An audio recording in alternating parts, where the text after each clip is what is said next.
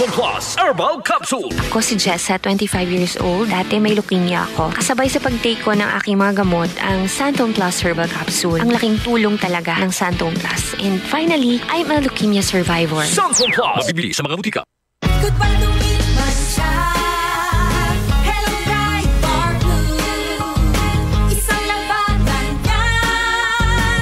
Pride Bar Blue. Pride Bar Blue with powerful stain-away enzymes. Malupit magtanggal ng dumit mancha pero di masakit sa kamay. Goodbye to me, Masha.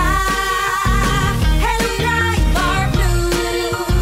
Isang labanan yan. As tested ang cotton and polycotton. Sa mancha, malupit. Sa kamay mo, mabait. Pride Bar Blue. Manufactured by ACS Manufacturing Corporation. ISO certified. World-class quality. ACS. Santon Plus Gold. Kung nga pala si May, nabuhan ako ng bukol sa aking suso. Nasubukan ko ang Santon Plus Gold, 2 kapsula, 3 times a day sa loob ng 3 buwan. Lumiit ang bukol sa suso ko. Santon Plus Gold. Mas pinalakas, pinagaling, pinahusay. Santon Plus Gold. Si Mommy at si Washing Machine believe sa Pride Washing Machine Detergent. Hello, Washi! Hello, Mommy! Laundry day na naman! Ready ka na sa mancha, chocolate, putik, libag? Kaya yan ang Pride Washing Machine Detergent. May triple stain-away formula. Tanggal ang makapit, madikit, at malupit na dumit mancha. Easy ang labada. Mula noon hanggang ngayon. All you need is pride. All you need is pride. Pride Detergent, manufactured by ACS Manufacturing Corporation. ISO certified, world-class quality. ACS.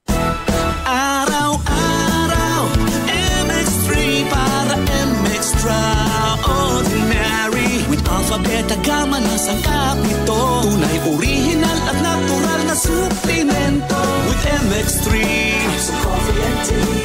With MX3, it's for you and me. With MX3, dito ako believe. Mahalagang paalala, ang MX3 capsule ay hindi gamot at hindi dapat gamiting panggamot sa anumang uri ng sakit. Be Extraordinary with MX3. Ngayong eleksyon, wala nang lusot ang diskriminasyon. Ito'y dahil sa COMELEC Task Force SAFE o Safeguarding Against Fear and Exclusion. Teka, sino ba ito? Sila lang naman yung mga naatasang ipatupad ang COMELEC Resolution number 11116 o ang Anti-Discrimination and Fair Campaigning Guidelines para sa midterm at BARM elections. Kaya naman ito mga nagdaang linggo, ilang mga kandidato ang buminggo. Sa letrang B, bawal ang bastos.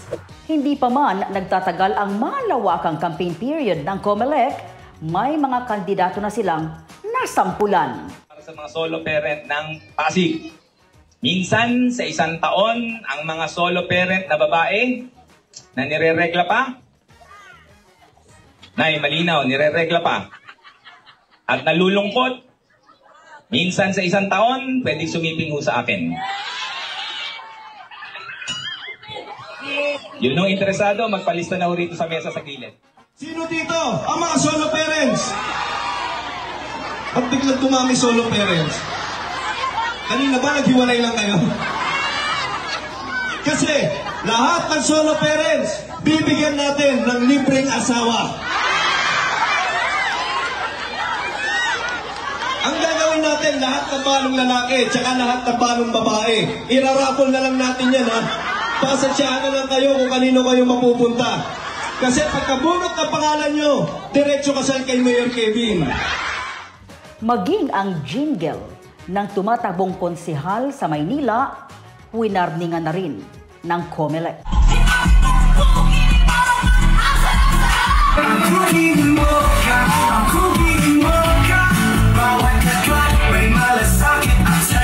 Sa letrang I, inclusivity. Pinadalahan na rin ng Shoko's order ang mga kandidatong naninira sa kanilang mga kalaban. Kung ang aking kalaban ay si Catherine Bernardo, pero ang aking kalaban ay isang Vilma Santos laang nalaos na. Kung last filing, ako po'y pumilit na umanap ng panlabang mayor. At ngayon naman po, walang katalo yung kalabang mayor ng aking mayor dahil nasa hospital na po yung kalaban namin. Hindi ko po pinabaril.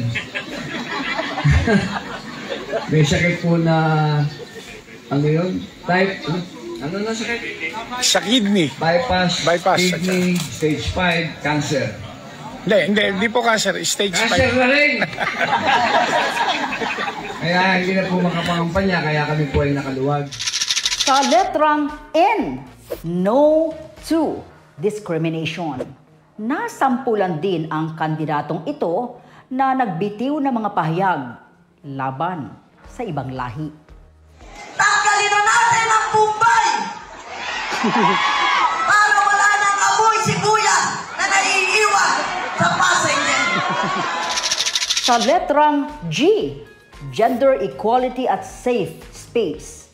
Nasampulan ang dalawang kandidatong nangungumpara sa dalawang kasarian.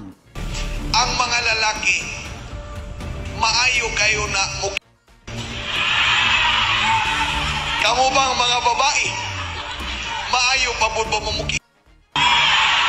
O mas maayo pa mo sa mga lalaki? O na yung mga pangutana nga kikinahanglan tubagon ninyo. Nga naman, moingon dayon mo, kaming mga babae, equal me sa mga lalaki. Di na tinuod karon. Di na guna tinuod.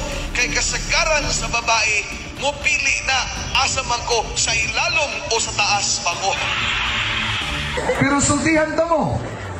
Sinenata mo sa 14 anyos na nga byuda, sigurado ko na pilot na lang iya. Sokol manggagagawin din eh. Kining nursing, katawan sa Villanueva, para ni sa mga babae.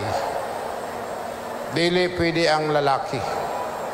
At katupag yung mga babae nga gwapa. Di man pwede nga maot. Kay kung luya na ang mga lalaki, at tumangon sa pangit nga nurse, naunsa naman. Musamot atong sakita na. Ha? Kinang lang gwapa. Mukhang may nakakalimutan na kasi ang mga kandidato. Yan ay sa letrang O, obligasyon sa publiko. Kaya talagang bibinggo ang mga kandidatong hindi sumusunod sa mga polisiya ng COMELEC. Ikaw, bilang botante, yung kandidato mo, malapit na rin bang bumingo? Kaya naman ngayong 2025 election, siguruhing totoong ipaglalaban ka ng kandidatong iluluklok mo sa pwesto.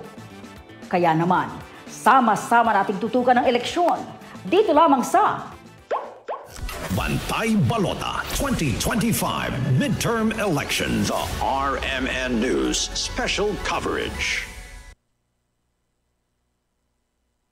DCXL 558. DCXL News, ang himpilan ng RMN.